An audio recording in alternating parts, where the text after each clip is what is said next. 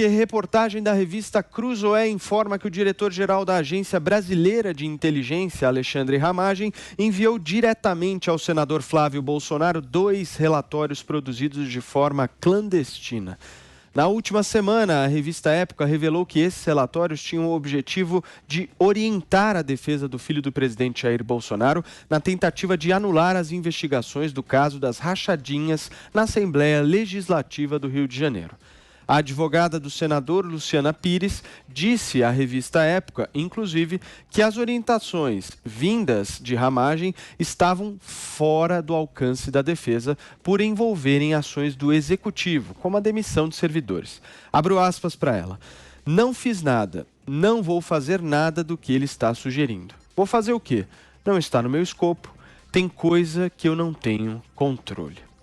Hoje, a ministra Carmen Lúcia, do Supremo Tribunal Federal, determinou que a Procuradoria-Geral da República investigue a suposta produção de relatórios. Segundo Carmen Lúcia, os fatos narrados podem configurar atos penal e administrativamente relevantes, como prevaricação, advocacia administrativa, violação de sigilo funcional, crime de responsabilidade e improbidade administrativa.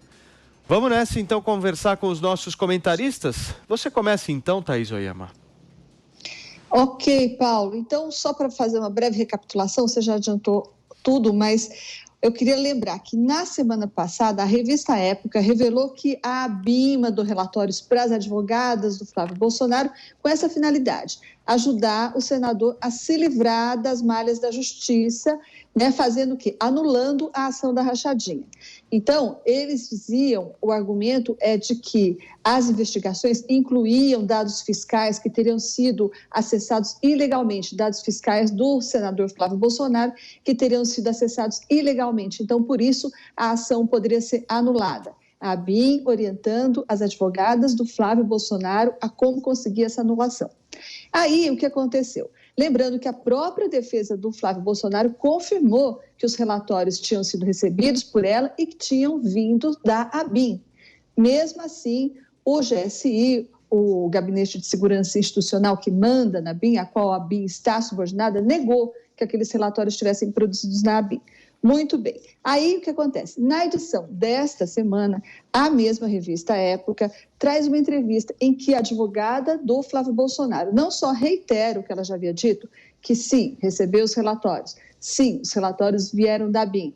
Não só isso, ela diz que os relatórios vieram do diretor da ABIN, do Alexandre Ramagem.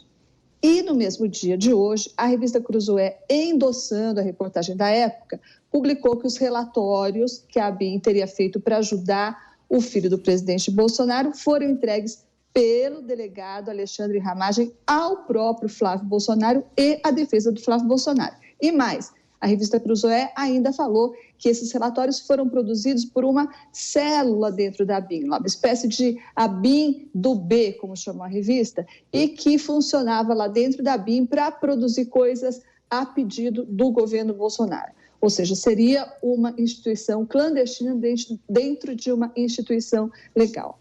Eu queria lembrar uma coisa importante, que esse sonho da ABIN paralela, né, ou de uma ABIN que presta serviços ao governo Bolsonaro, isso é um sonho antigo. Era um projeto do Carlos Bolsonaro, o filho do 02 do presidente, lá atrás, lá no governo de transição. Ainda quando estava em dezembro de 2018, que tinha a transição entre o governo Temer e o governo Bolsonaro, o Carlos Bolsonaro chegou a montar uma equipe que comporia essa ABIN paralela. Essa equipe era formada por 3 policiais federais e comandada por quem? Pelo Alexandre Ramagem, que daquela época já era amigo dos Bolsonaro. Ele trabalhou na escolta do presidente Bolsonaro, do então candidato Bolsonaro, depois da facada. Então, Alexandre Ramagem já era amigão do clã Bolsonaro e o Carlos Bolsonaro queria que ele, Alexandre Ramagem, chefiasse essa tal de ABIN paralela, que ele queria montar. Só que aí entraram os generais e disseram que aquilo não ia dar certo, porque evidentemente era um atropelo institucional, e teve o general Valério Stumpf, que era então o ministro-chefe do GSI do governo Temer, chegou a dizer que aquilo não ia dar certo, e que se o governo Bolsonaro levasse aquela ideia adiante, aquilo poderia dar, inclusive, em impeachment. Isso disse o general Valério Stumpf, hoje comandante militar do Sul. Aí aposentaram a ideia. Pois bem, aí vem agora essa ideia da BIM paralela, que era justamente o sonho do clã Bolsonaro naquela época.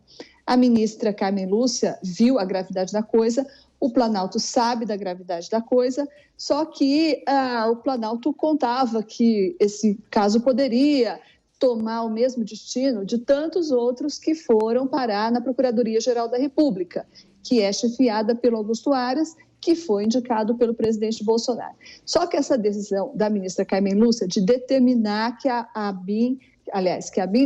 que a Procuradoria-Geral da República investigue, sim, esse caso que já está sendo chamado de ABIN Gate, essa decisão dá uma embaralhada aí na história e não vai deixar o procurador Augusto Aras agora com a possibilidade de simplesmente engavetar esse caso.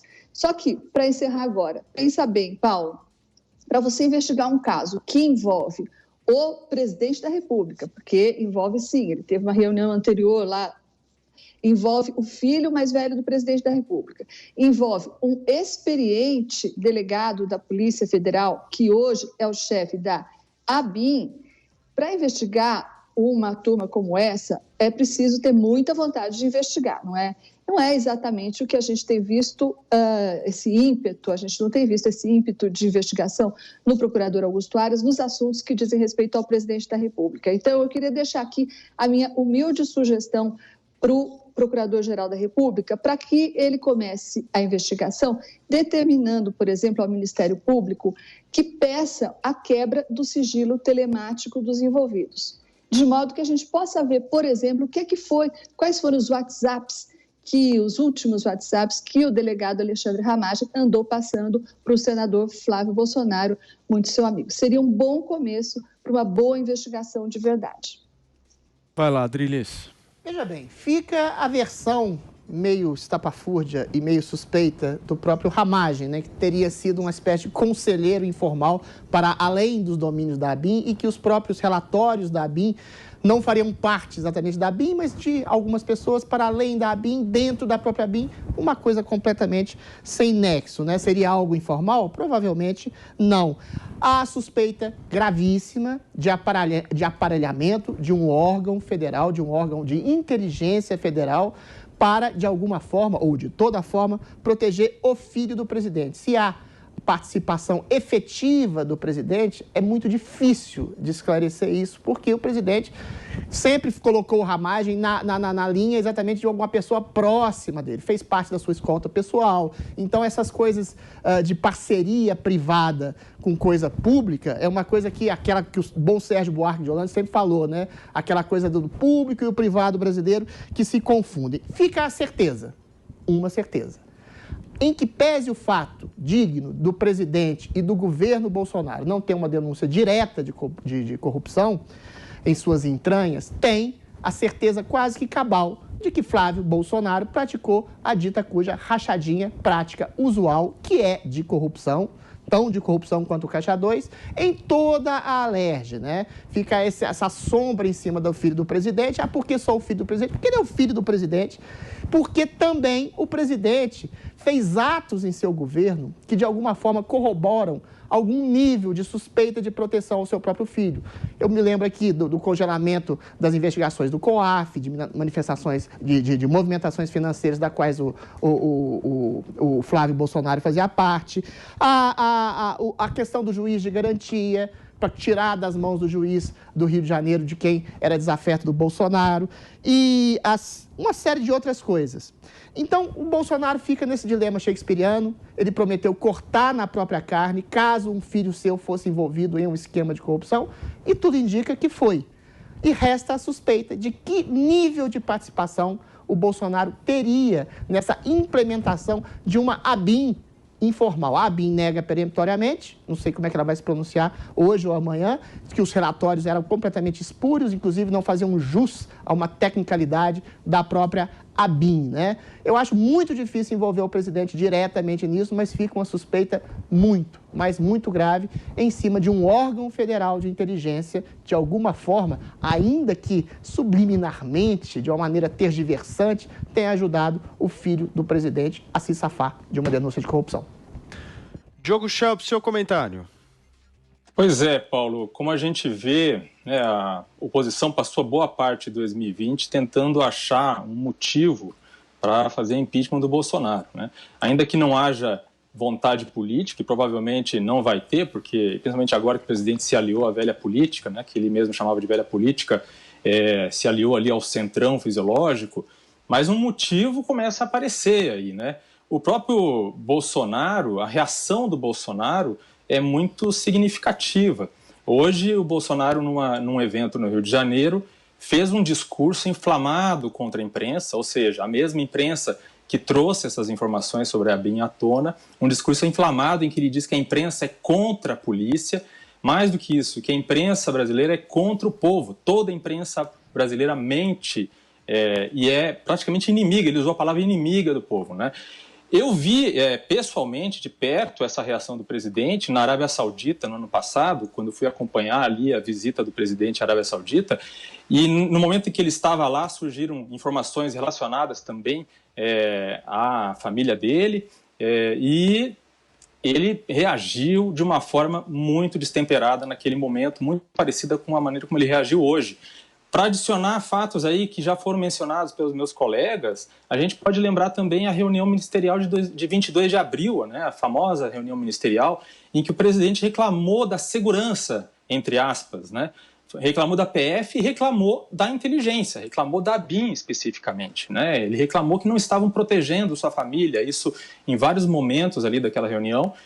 E em um determinado momento ele disse também que tinha um sistema particular de inteligência que funcionava. Ele dizia, ainda bem que eu tenho esse sistema particular de inteligência, né? E pouco tempo depois dessa reunião, ele nomeou o delegado Ramagem para dirigir a agência. Não me espantaria se em algum momento a investigação relacionada à investigação, à interferência, né, a suposta interferência do presidente na Polícia Federal, por causa dos interesses que ele tinha, principalmente por causa da superintendência da PF no Rio, não vai ter um ponto de contato também com essa nova investigação que terá que ser aberta em relação à ABIN. Perfeito. Vocês querem comentar mais alguma coisa ou podemos seguir aqui com o nosso programa, com a nossa pauta? Que é a Adriles, Thaís? Por favor, Thaís, eu vejo que você quer falar. Do Diogo. Agora sim, te escuto, por favor. O Diogo lembrou que o presidente disse na reunião, a famosa, famigerada reunião do dia 22 de abril, que ele tinha um esquema de informação paralela. Depois ele, perguntado, justificou, meu esquema são os sargentos, tenentes, o pessoal da polícia que eu conheço.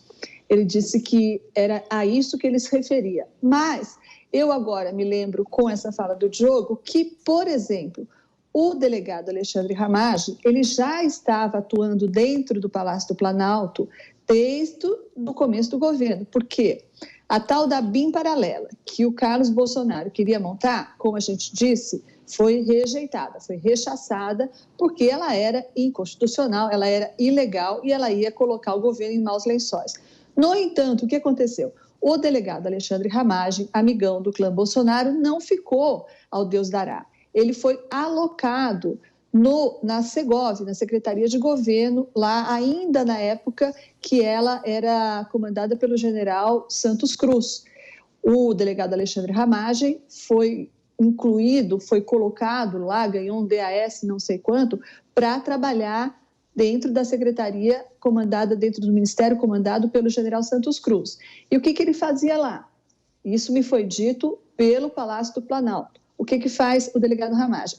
Ele faz checagem de currículos de pessoas que vão entrar no governo, de pessoas que já estão no governo, ou seja, era um trabalho muitíssimo parecido com esse que a ABIN, a institucional ABIN, hoje é encarregada de fazer, que é, pelo menos a ABIN legal, né? Ela é, sim, o órgão encarregado de evitar que, por exemplo, o governo contrate pessoas com currículos comprometidos ou que possam comprometer o governo.